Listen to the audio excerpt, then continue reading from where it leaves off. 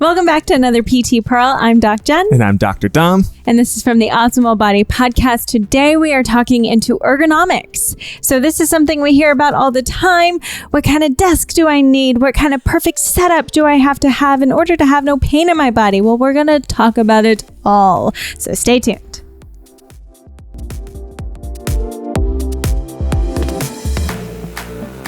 Ergonomics. Yeah, ergonomics is funny because I think as soon as you hear ergonomics, everyone thinks of like the desk setup specifically. Like, what chair do I have? What desk do I have? Sit to stand desk. Everyone's like, oh, I've tried a sit to stand desk. That doesn't work. Like, that encompasses what ergonomics is completely. But ergonomics, and we just looked this up, so hopefully I can get the definition right, but it said it is the study of people's efficiency in their working environment. Perfect. That says nothing about the desk. Exactly. That says nothing about the chair. It says nothing about even being in an office. So ergonomics has nothing specifically to, it's not only your desk setup. That's a small part of it, but it encompasses a whole lot more. Exactly. And I think that's what we're going to go into today for sure. Mm-hmm. Because when you hear environment, it's an awesome term. Because then it does encompass way more than just what you're sitting in, but what you're surrounding yourself in. And that's really what we're going to talk about. Create the best ideal place for you in order to reduce risk of injury.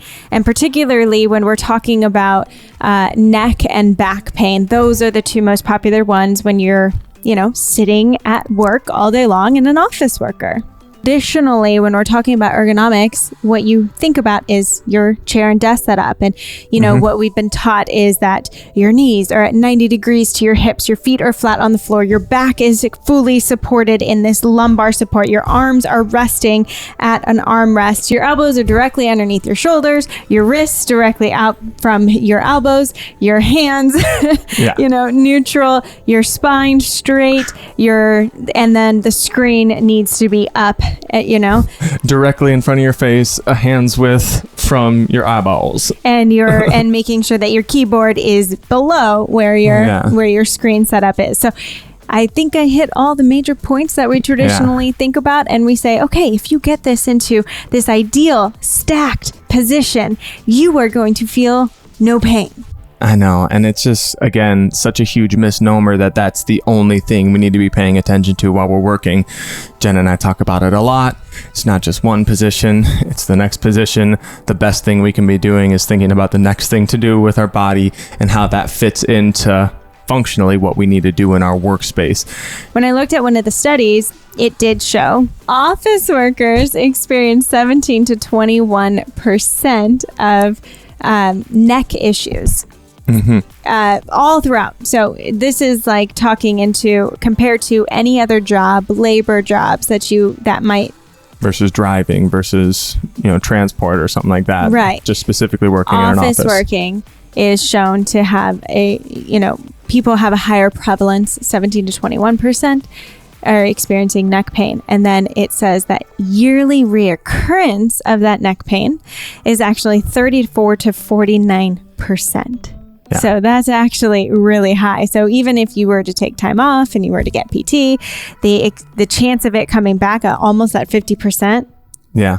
That's really astonishing. So I think that's a super good point to make. And that tells us that the people who have these pains or have workplace injuries, specifically of the neck in this study, tend to have reoccurrence more often. Mm-hmm. And when we looked deeper into the studies, when we look at people who have workplace injuries or workplace pain, what are the characteristics they tend to share? Mm-hmm. And one of them was they've had similar issues in the past. Mm-hmm. So again, recurring issues, they're unhappy with their workplace. Yeah. That was one very common factor of people who have these. And then the last one was that they have other associated psychological distress. So again, if you're having other anxiety or depression or stuff like that, there might be associative pain in your body, which again is something Jen and I talk a lot about, how we have associations between how we're doing and feeling emotionally in our body and how we're feeling physically in our body. So all of those stack up to tell us, okay, these are the types of people that might have workplace pain and workplace injuries more often. And it had nothing to do with, they were the people working the most strenuous jobs, or they were the people, sitting in these sedentary jobs. It had nothing to do with this type of job.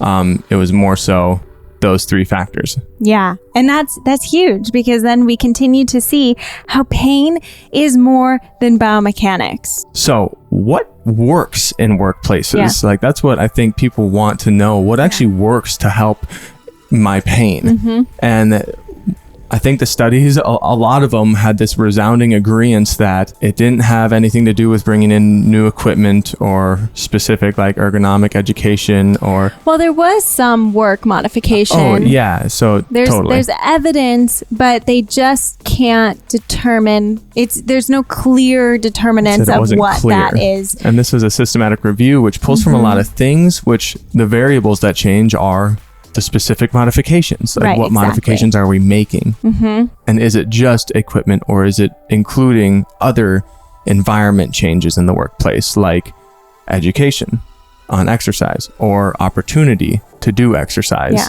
So I think the largest thing that we got to see across a lot of the studies is that exercise is more dependent on how you're going to feel something different, rather than having education on it, talking about it, putting more things on the chair, on the workplace to be able to help support you more and more and more.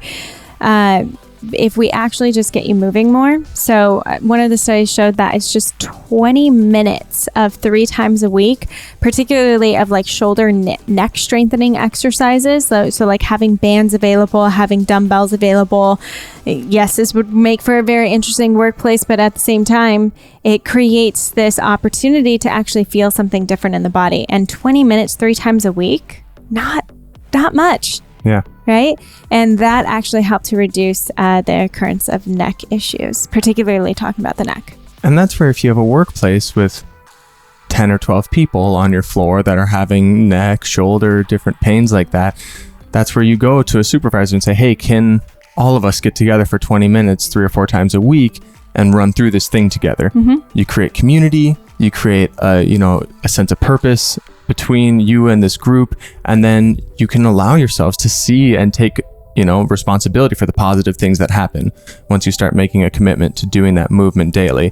And it's funny when we say like, when we start putting these things back in the workplace that allow us to move again, it might be a weird looking workplace. Yeah. When in reality, all these big boxes that a bunch of people come to sit and work in throughout the day, when normally our bodies are built to just be moving and functioning around our world, like that's the new thing, is sitting and working in an office.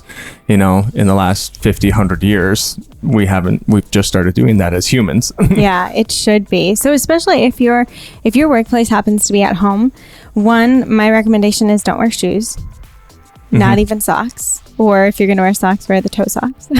Totally. So the more that we can get our feet free, our separation, feel the ground, teach your foot how to actually work again without needing that external support, but building that internal support, which we've talked about on other podcasts before. Mm-hmm. That would be one of my first recommendations.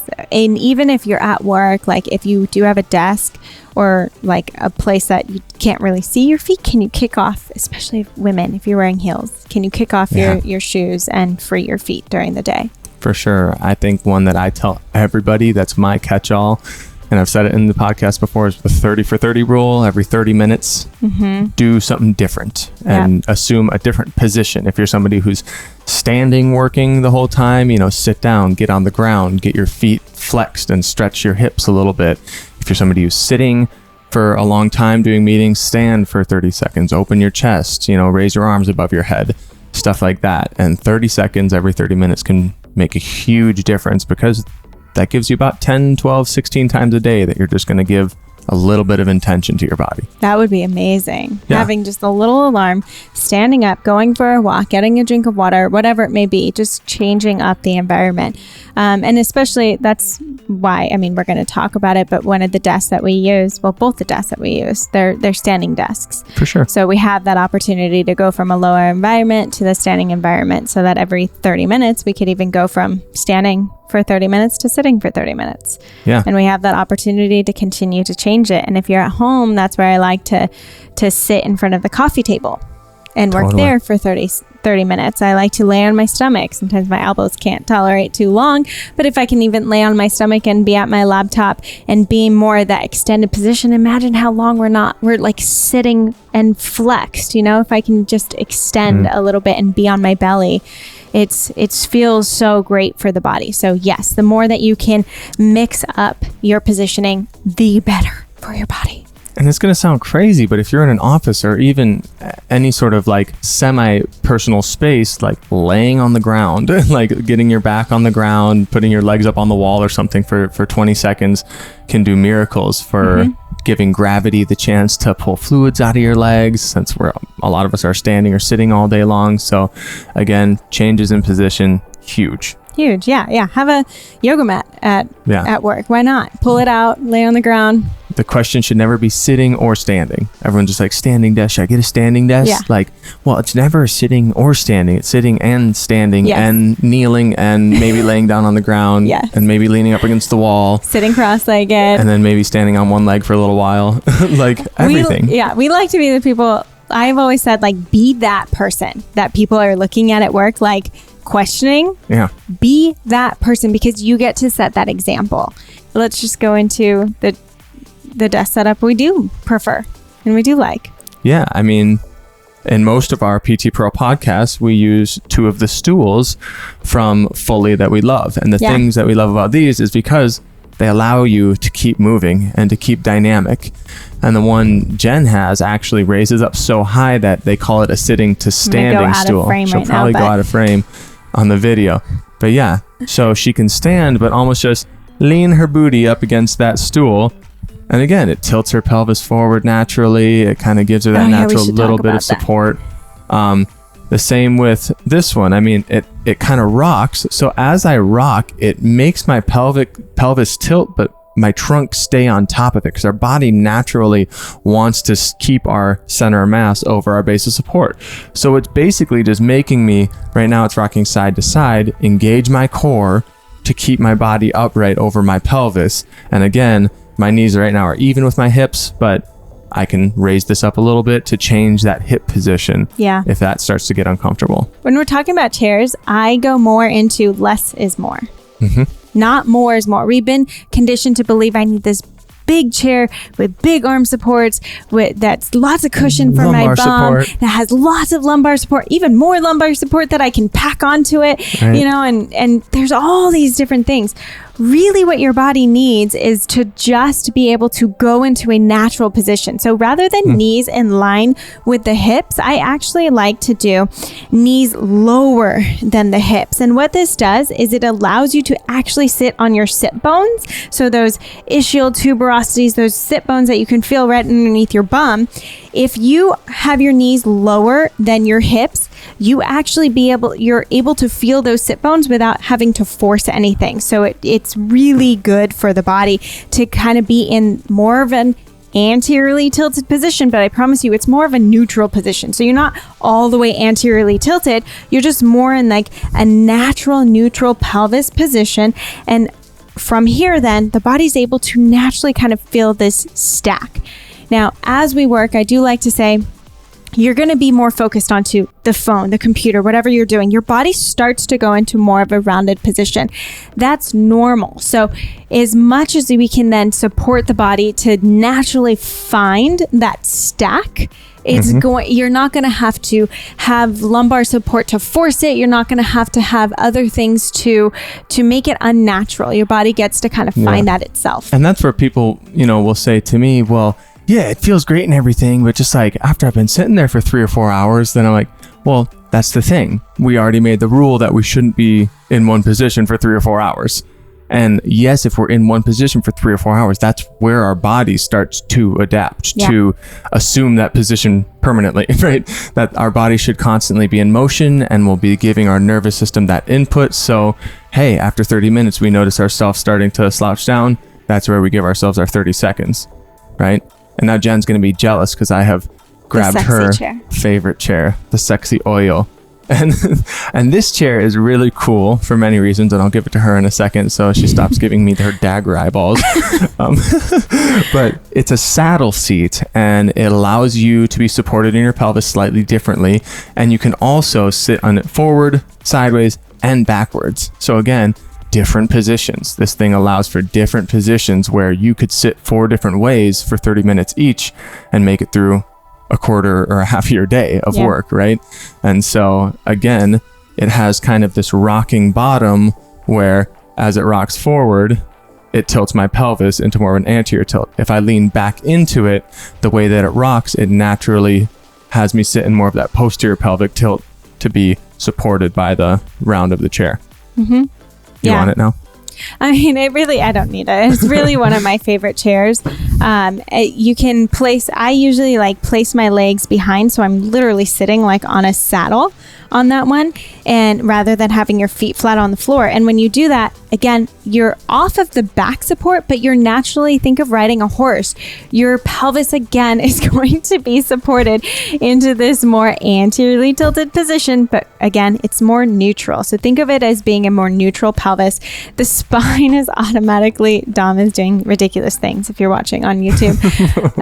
Your spine is naturally going to be supported, which automatically it's going to stack the rib cage over that pelvis, over that head, over the rib cage, and without having to force shoulder blades back and down and do all these crazy things. Nothing needs to be on and working because your body is in this position and relaxed. Totally. So I like this one. Different positions. It offers a lot of options, and it looks cool. Now I get to sit on a new chair. So again, if you're watching, I am sitting in one of their kneeling chairs. They have different variations. Again, they have like kind of that TikTok bottom, which is what Dom was sitting in earlier. That kind of allows you to rock a little bit in it, so it makes it a little bit more dynamic. Doesn't have the back support. This actually has a back support that you can use or not use depending on how tall you are. I'm pretty short, so mine's pretty low, but it pushes me forward, and I'm not even resting back into it. So that's a cool thing too about like these chairs. It's not about the lumbar support. It's about the way that it pushes you into that anterior pelvic tilt. So now I'm sitting on my sit bones. My knees are lower than my hips, and I have this natural stop, kind of from that kneeling position, and it gets my feet off the floor. It's just really, it's sleek, it's comfortable, and it's different. That's what we're trying to get at, like doing something different. Yeah, I love just how it puts the pressure through your knees, and when you haven't felt it before, it really feels different, but it feels great because you just feel supported. Yeah. And this one that I'm sitting in now is kind of more their standard office looking chair. But there's a few reasons I really love this one. Is just like Jen was saying, it doesn't have a lumbar support because it just teaches you to sit in a position where you're better stacked and supporting yourself. And when you scoot all the way back into, it has kind of this dynamic flexing back. It pushes into you a little bit and dumps your pelvis forward into that kind of more anterior, where your back is away from the back of the chair and you're using your core to kind of support yourself. If you want to lean back into this chair, what I like is it doesn't fully just stop you, but it kind of flexes with you. So it has that dynamic back that then makes you engage through your core if you're going to recline back. Yeah. So it's not just a completely passive lean back into the chair or passive lumbar support, same way. Yeah. And all of these, there's not very much to them. They're actually pretty simple. But the way that they're designed allows for this natural kind of body positioning, this natural kind of movement in our body, which is the whole thing that we're trying to get at, right? Continued movement. And it just, they look good. I got to say that too. But here's the other thing. People will go and then look at the website and say, it's way too expensive, right? Yeah. We have to realize that you pay a little bit more on your mattress. We know that that's quite an expense. We pay a little bit more on our couches. We know that's quite an expense. Our cars. These are all the places that we're sitting or laying down and spending a lot of time in. Yeah. Your chair for work is also something you're spending a lot of time in. And so even if you can start basic with them too. So even if you're like, you know what, I'm going to keep my chair right now, but I'm going to get a standing mat.